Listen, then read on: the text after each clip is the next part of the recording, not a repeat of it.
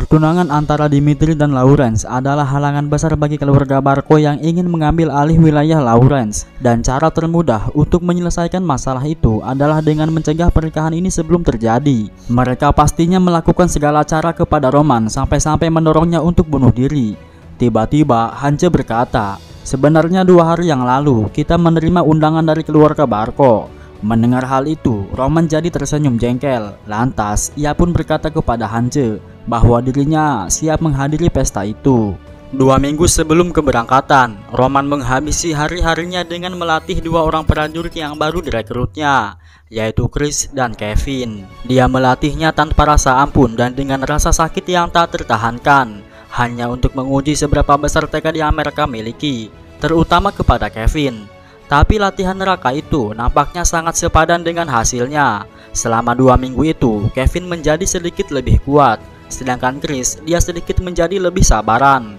Dan akhirnya hari-hari yang dinanti-nanti pun tiba. Roman berangkat bersama kedua prajuritnya, yaitu Chris dan Kevin, yang ini merupakan tugas pertamanya setelah dia direkrut. Di tempat pesta, tentunya sebelum dirinya datang, orang-orang pada membicarakan isu Roman tentang pembatalan pertunangannya. Mereka mencapnya idiot karena mau menghadiri pesta ini setelah membatalkan pernikahan politiknya dengan keluarga Lawrence. Yang padahal semua orang tahu bahwa Barco sedang berusaha menyerang Lawrence.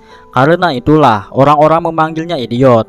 Karena kalau dia punya otak untuk berpikir, sudah pasti dia akan mengambil keputusan lain. Di barisan sana mereka berkata, posisi keluarga Dimitri jadi semakin tidak pasti gara-gara Roman. Padahal Dimitri itu keluarga terkuat di timur laut. Sedangkan di barisan lainnya berkata, tapi setidaknya dia menghadiri pesta ini untuk membetulkan kesalahannya. Teman bicaranya hanya menggeleng sinis, sungguh bocah yang menggelikan.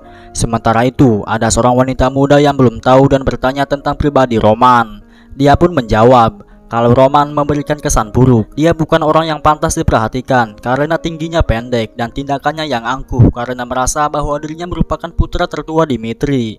Lawan bicaranya pun menjawab, bahkan kalau aku wanitanya, aku pasti akan mengusahakan segala cara demi membatalkan pernikahannya. Tapi tiba-tiba si kakek penjaga berdehem dan dengan lantang mengumumkan bahwa putra tertua Dimitri telah tiba. Semua orang pun berbalik dan pandangannya tertuju ke arah pintu. Seketika itu pula lah mereka semua baik laki-laki maupun wanita terpesona akan penampilan dan perubahan Roman yang gagah, tinggi dan tampan. Mereka semua nampak melongo melihatnya. Timbullah suara bisik-bisik di sekitarnya mempertanyakan, apakah itu betulan Roman? Dia sangat berbeda sekali dari sebelumnya. Bukankah dulu dia lebih pendek dariku? Dan masih banyak lagi suara gemuruh dari kekejutan orang-orang. Tiba-tiba seorang wanita muda yang bertanya tentang Roman tadi meletakkan gelasnya dan berlari menghampirinya. Dia menyapa dan memperkenalkan dirinya sebagai Sophie dari keluarga Grisel. Wanita itu berkata, meskipun keluarga kami tidak terkenal, juga bukan pula keluarga besar, dan mungkin Anda belum pernah mendengarnya sama sekali, tapi keluarga kami benar-benar mempersembahkan segenap jiwa raganya demi dan untuk kejayaan kerajaan Kairo. Roman pun tersenyum dan membalasnya dengan hangat. Aku mengetahui betul keluargamu. Si wanita itu nampak terkejut bahagia. Roman pun kembali berkata, bagaimana mungkin aku tidak mengetahui tentang keluarga dengan sejarah berabad-abad yang lalu. Ternyata 3 hari sebelum pesta ini dimulai, Roman meminta informasi semua keluarga yang ada di timur laut kepada Hance. Dia pun mulai menghafal asal-usul orang-orang yang akan ditemuinya nanti. Bahkan tentang warisan mereka pun Roman sampai menghafalnya.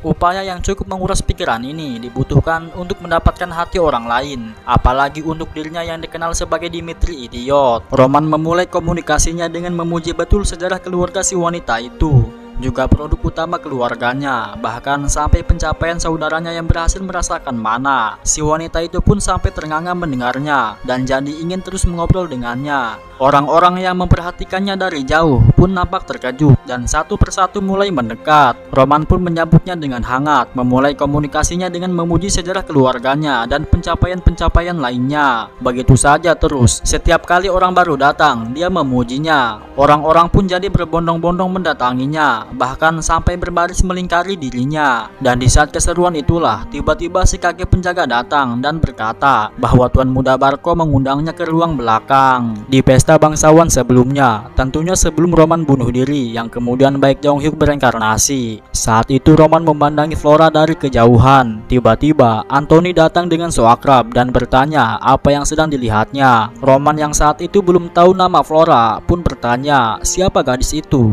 Anthony pun menjawab bahwa dia adalah Flora, seorang gadis yang dijuluki Bunga Lawrence karena kecantikannya. Kita kembali ke masa sekarang, yang dimana Roman pun memenuhi panggilannya itu, dan Anthony pun menyambutnya dengan hangat. Selagi dia bertanya-tanya tentang kabar dan perubahan fisiknya, Roman malah memperhatikan yang lain. Dia merasakan ada jejak orang lain yang nampaknya terburu-buru menyuruh mereka pergi sebelum dirinya datang. Roman merasa bahwa ada sesuatu atau rahasia yang ingin Anthony sampaikan kepadanya. Akhirnya, Roman pun membuatnya nyaman dengan merespon setiap basa-basi masa lalu yang dia lontarkan. Sedikit demi sedikit, obrolan mereka pun memasuki tahap inti.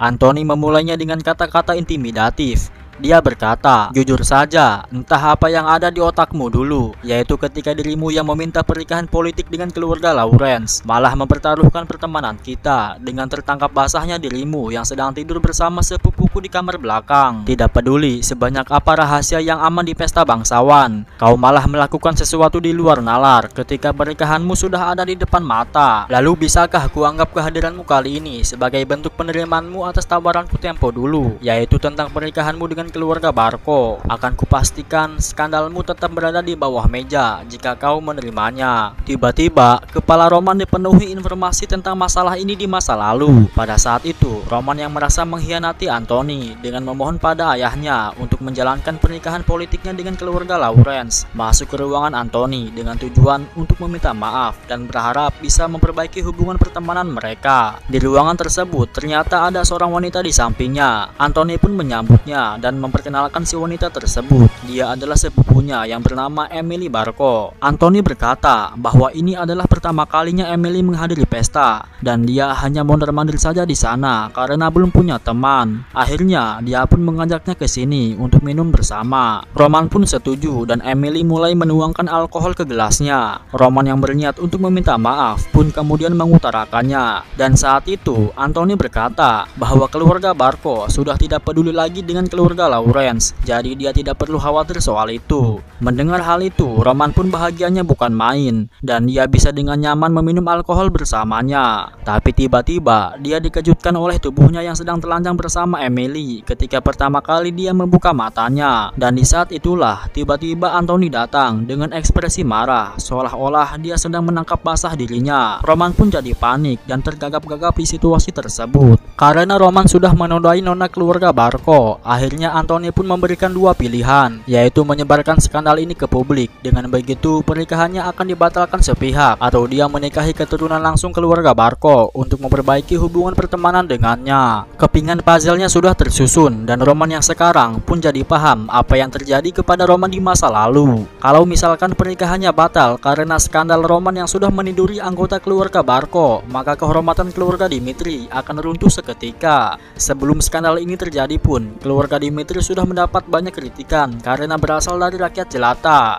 Dan kemungkinan pada saat itu Roman tidak punya keberanian untuk menerima kemarahan ayahnya. Sedangkan pilihan kedua sama sulitnya dengan pilihan yang pertama. Karena pada saat itu dia benar-benar mencintai Nona Flora, juga tidak ingin membatalkan pernikahan yang dimintanya dan takut merusak nama Flora dalam prosesnya. Akhirnya dia pun tidak memilih keduanya dan malah memilih bunuh diri ketika sudah datang waktunya mengambil keputusan. Dia berharap di neraka sana bahwa kematiannya akan menyelesaikan semua masalah. Itulah sedikit informasi tentang lelaki lemah yang tidak pernah mencapai apapun dengan kekuatannya sendiri. Roman yang sekarang hanya berkata, "Sungguh malang dan menyedihkan," kepada Roman yang dulu. Di saat Anthony menanyakan apa yang membuatnya ragu-ragu dan berkuar-kuar jika kedua keluarga mereka bersatu, pasti hal itu membuat seluruh wilayah Timur Laut terkejut karena tidak akan ada yang bisa menandingi mereka, bahkan mereka akan memegang kekuatan mutlak. Roman pun menjawabnya dengan satu kalimat, "Aku harus menerima tawaran pernikahan politik ini hanya karena alasan itu." Anthony yang terkejut dengan jawabannya itu pun kemudian mengancamnya bahwa ini bukanlah sebuah pilihan ketakutan karena kalau dia sampai menolaknya, maka dirinya akan membeberkan skandal itu ke dunia. Roman yang tidak peduli soal itu pun merentangkan kakinya ke atas meja, lalu berkata bahwa dia tidak akan menerima tawaran Barco dengan alasan yang menyedihkan itu. Roman pun kemudian keluar dari ruangan tersebut dan orang-orang kembali berbondong-bondong mendekat ketika dirinya sampai di ruangan pesta. Mereka pun nampak sedih ketika Roman pamit undur diri dengan alasan ada urusan penting yang harus dihadiri. Dan sesampainya di halaman, tiba-tiba Roman mendengar suara keributan dari pasukan pengawal pribadinya,